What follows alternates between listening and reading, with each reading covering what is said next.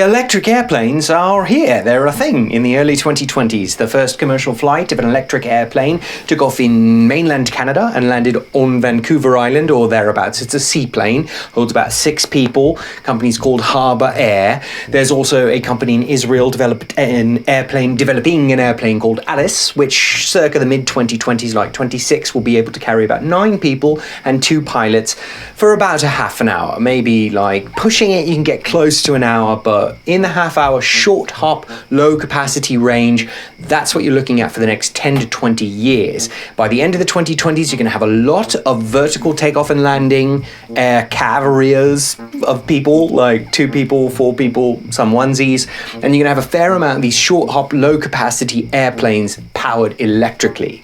Electric motor, battery, everything electric, right? So by the end of the 2030s, you can expect that virtually all of your short hop air travel, which happily is about half of the global total of air travel, about 50% of air travel is flights that are less than 500 miles in distance. So short hop travel by the end of the 2030s, almost all of it will be electric. So if you're on like a half an hour flight from LA to Vegas or New York to Boston or whatever, just like any part of the Nordic countries to any other part, is probably electric in the late 2030s. The tricky bit is anything bigger than that or further than that. So if you want to go 100 people, take like 1,000 miles, that's going to be a sticking point with the batteries. That's because of energy density. Basically, you've got a density about 20 times less in a battery than you have in a liquid fuel in the 2020s.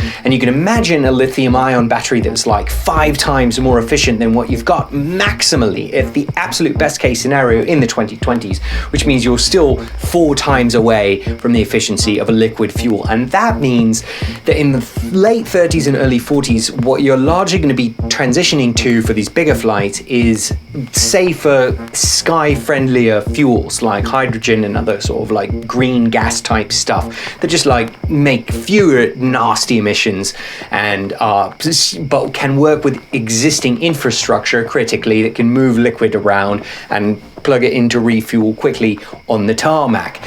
Because of course, infrastructure development around this stuff is going to be huge and lumbering and slow. The certification process for what makes a plane safe to fly takes a long time, which, you know, it should, because they're trying to keep you safe.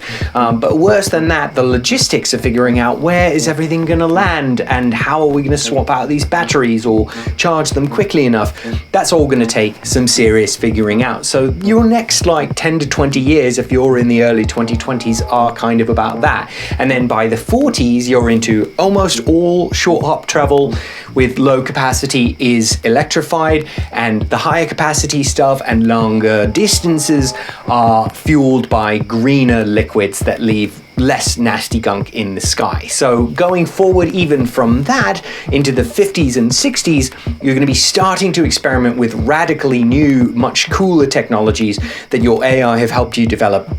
Much higher capacity batteries like quantum capacitors that can charge up super quick, and also the beginnings of fusion travel, because it will have been around and safe enough for long enough that you're going to start experimenting with just at first shipping non-human type stuff, and then eventually when you've got a good track record, you're going to put some people on those fusion powered planes also.